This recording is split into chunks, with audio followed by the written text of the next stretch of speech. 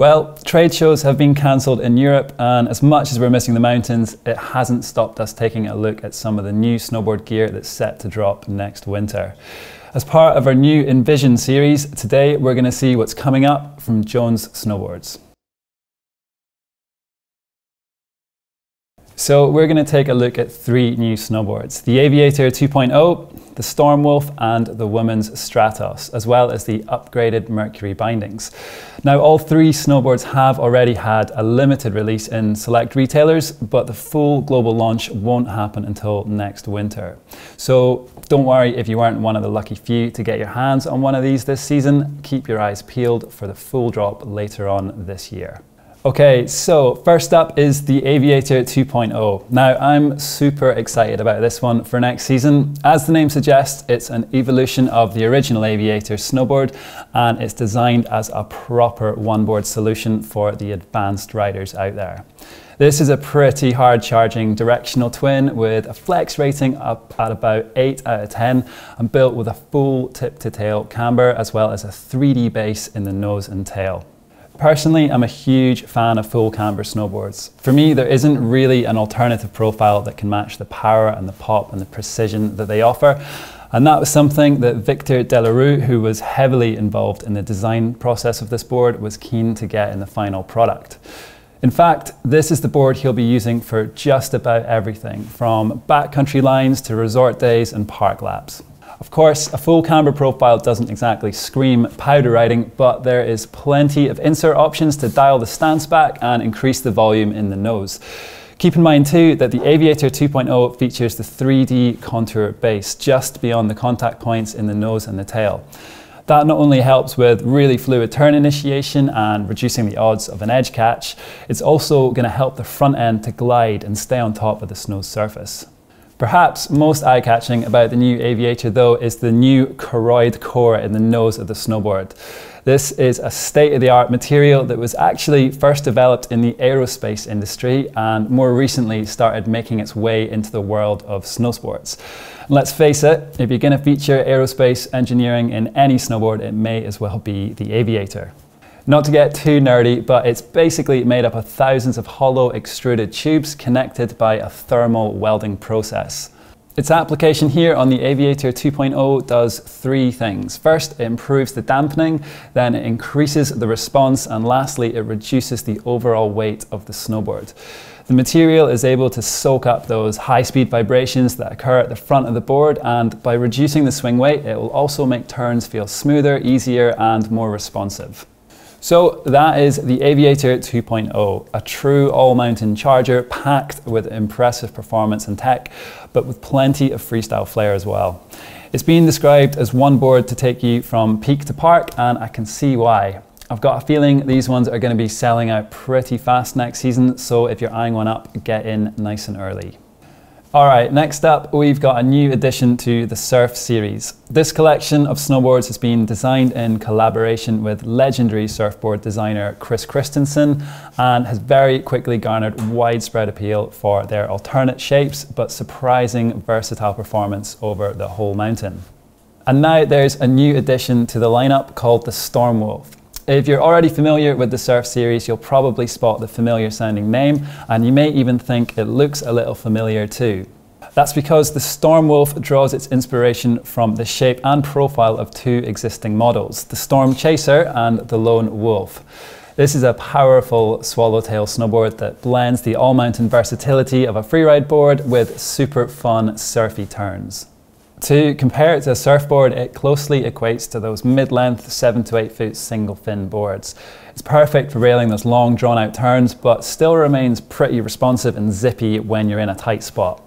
From the Lone Wolf side of things, it continues the board's legacy of high-speed, super powerful carves on piste with a long drawn out side cut and increased grip with the traction tech edges. However, it doesn't come in quite such an intimidating size, and that's where it draws on that incredible, agile, slashy, maneuverable feel of the Storm Chaser. It features the same surf camber rocker profile that makes the Surf series so good for piste and powder riding.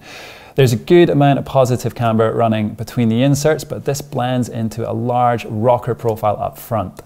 Combined with a directional taper and a 3D contour base in the nose, it's designed to recreate that effortless free friction glide of a surfboard on water.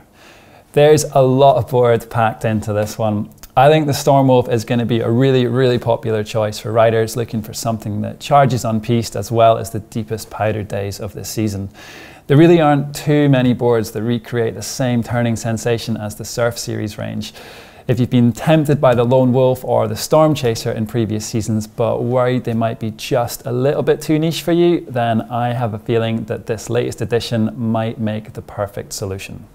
And then we come on to the newest edition of the women's line. Now, the men's Stratos had its widespread release this season, and it's fair to say we loved it. It actually was awarded a place in the Whitelines 100 as one of our top snowboards of the year.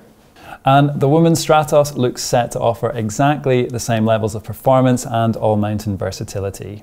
To look at it, the Stratos might trick you into thinking it's a freeride specific snowboard. There's a 10mm taper from the tip to tail, and the nose features that 3D contour base. So yeah, it obviously is going to work pretty well as a freeride deck, especially if you screw it onto those inserts positioned much further back on the snowboard. But there's a lot more to this one than meets the eye. The Stratos features a really responsive camber, more or less running for the full length of the board. That's going to give it bags of pop and response when you're gunning it across the mountain. And the addition of Traction Tech edges also help it bite into the groomers or the ice. So if it hasn't snowed in weeks, it's still a board that you can trust will hold up in a whole bunch of different conditions. Flex-wise, it's sitting somewhere in the mid-stiffness range, which again adds to that all-mountain versatility. It's a little more powerful than the likes of the Dreamcatcher, but dialed back slightly from a flagship. So if you're a reasonably confident rider, it's definitely going to feel playful enough to take through the park or off of the side hits. Okay, so that is the snowboards. Let's take a look at the upgraded Mercury Bindings for next season. Once again, this is another product from Jones that's been really popular among our test team, taking home another Whitelines 100 award for this current season. The 21-22 Mercury Bindings don't deviate from that all-mountain flex and feel that they're well known for, but they do feature a couple of new upgrades. First up, let's take a look at how these bindings actually work. If you haven't come across Now or Jones bindings already, it does take a little bit of explaining. So all Jones bindings feature Now's Skate Tech technology. This is a unique baseplate design which pivots the binding over a central post. So by leveraging the bindings from that post, it eliminates the more rigid flex that you might experience of a more standard 4x4 binding system. As a result, it allows you to drive more power directly out to the edges of the board through the 4 contact bushings. In short, this increases control and feel and decreases board chatter and foot fatigue. And next year, the Hanger 3.0 is going to be lighter than previous models and redesigned to accommodate higher volume boots and enable plenty of lateral ankle mobility as well. They've also positioned the contact bushings a little closer to the rails of the board for better energy transfer. Perhaps more noticeable though is the new Power Spine ankle straps. Although they've taken on more of a lightweight, stripped back appearance, they're actually packed with really useful features. They're built around a 2-part construction featuring a softer wide section coupled with a stiffer spine over the top, which bumps up the overall comfort and response. There's also a small hinge placed on the connector of the ankle strap, which helps to keep it clear of the footbed when you're wanting to strap in. It's a little detail, but these kind of things can make a big difference when you're trying to strap in at the top of a line out in the backcountry and you're looking to eliminate any faff. They've kept the control flex on next year's model too, which I'm really stoked to see. The central spine of the Mercury's high back remains pretty stiff for snappy response in between your turns, but the side wings remain much softer, so you can still tweak out your grabs and get that really fluid mobility across the board when you're riding. Okay, so that's a look at what's to come from Jones next year. We're definitely seeing more of a continued evolution rather than any kind of complete product overhaul from the line, but there may still be a couple of exciting new additions to come, so keep your eyes peeled for those. Thanks for watching, guys. As always, if you've got any questions, stick them down below in the comments and we'll get back to you. We'll see you next time.